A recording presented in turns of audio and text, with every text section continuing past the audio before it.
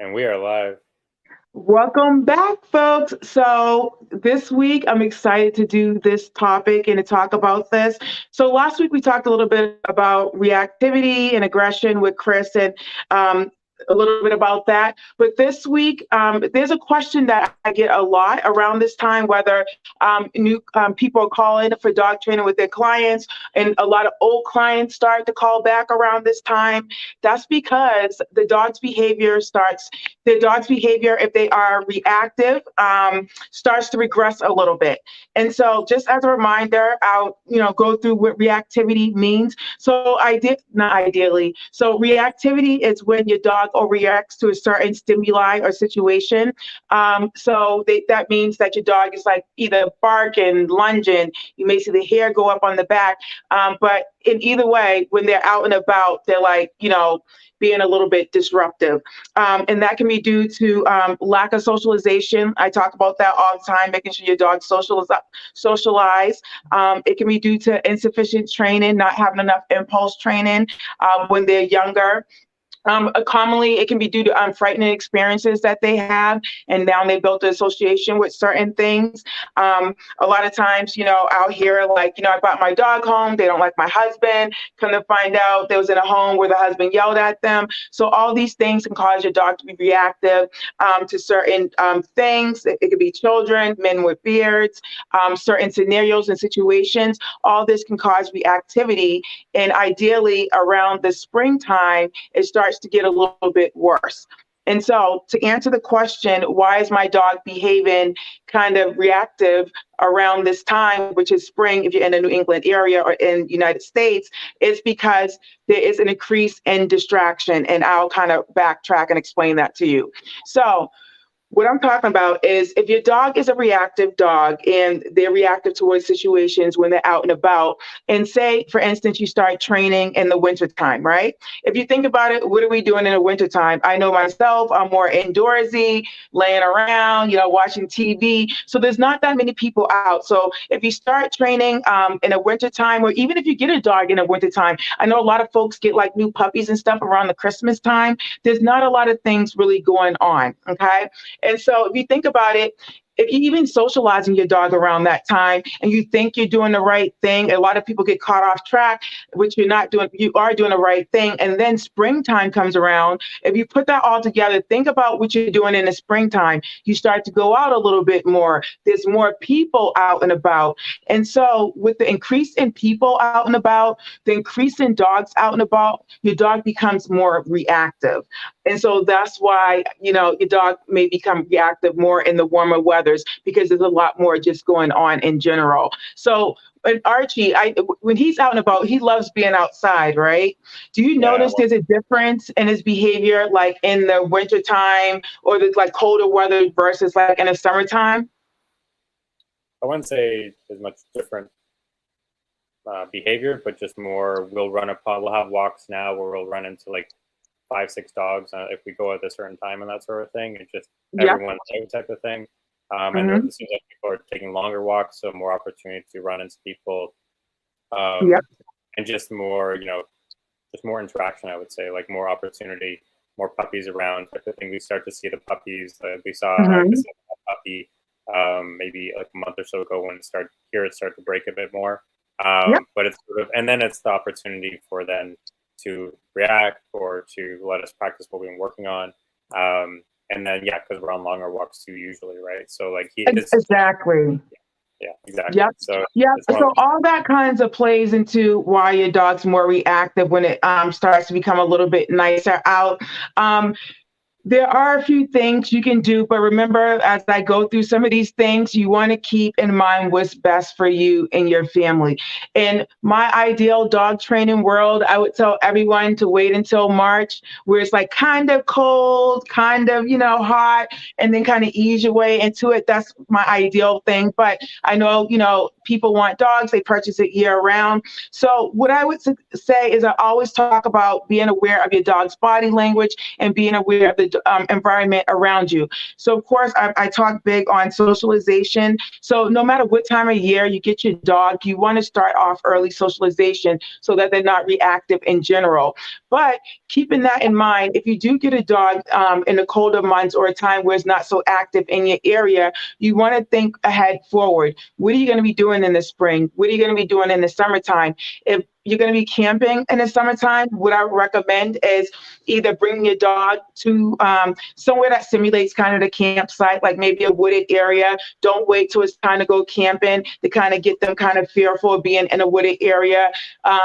If you're going to be going to the beach, maybe drive by the beach during the winter so they're familiar with that and not so afraid of the water and things like that. So there's a lot of preparing for the upcoming change in weather and situations that's going to allow your dog to be less reactive in situations. Do you have to do any type of prep for Archie when you take them out certain places? Like, do you do anything special in the summer or things different?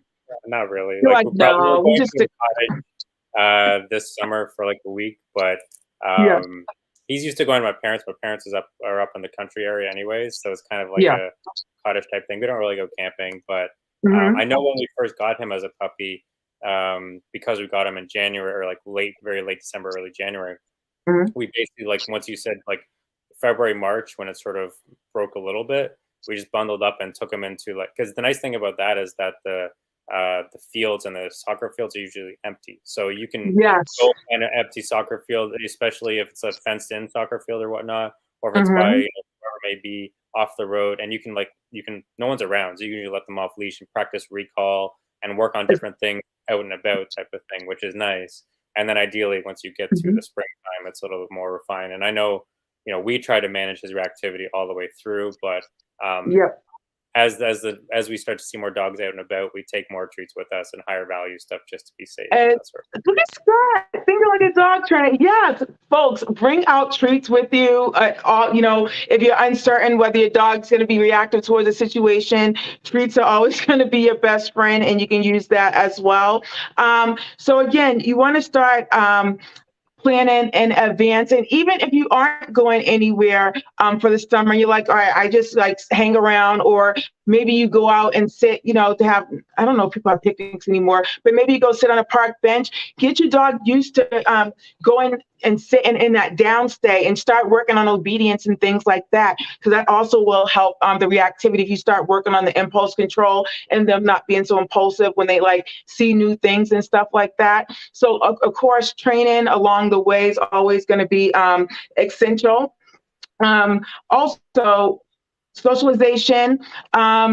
So thinking about the seasons and everything changing, I know a lot of folks may not walk a lot in the winter time, but you want to keep that in mind. Start to, start to build up as a human on some duration and amount of time that you walk so that your dog's used to just getting out there before the springtime comes.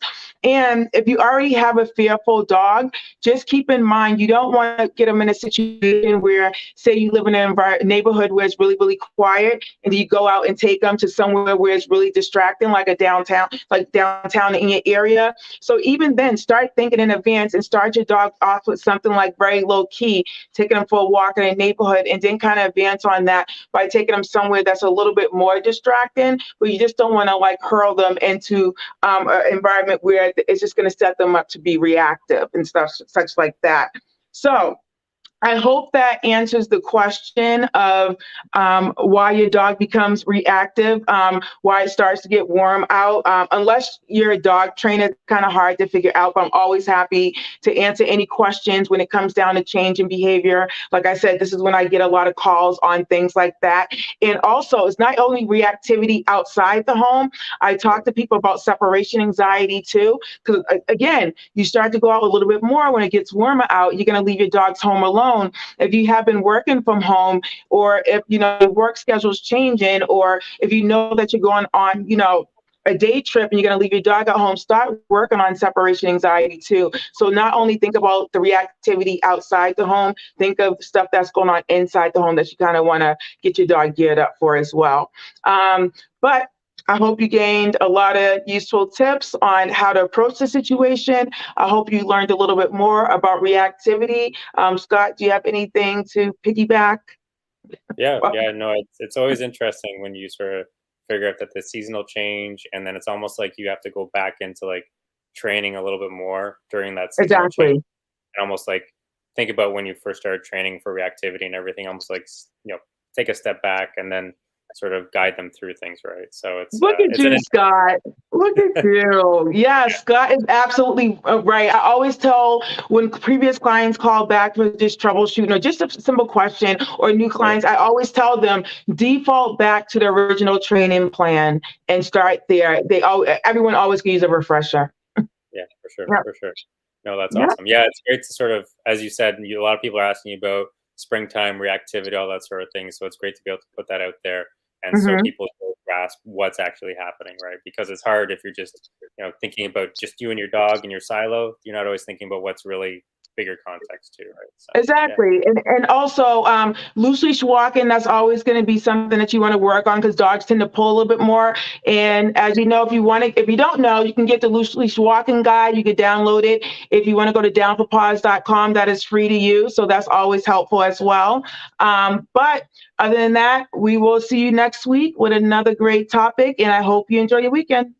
see you, everyone.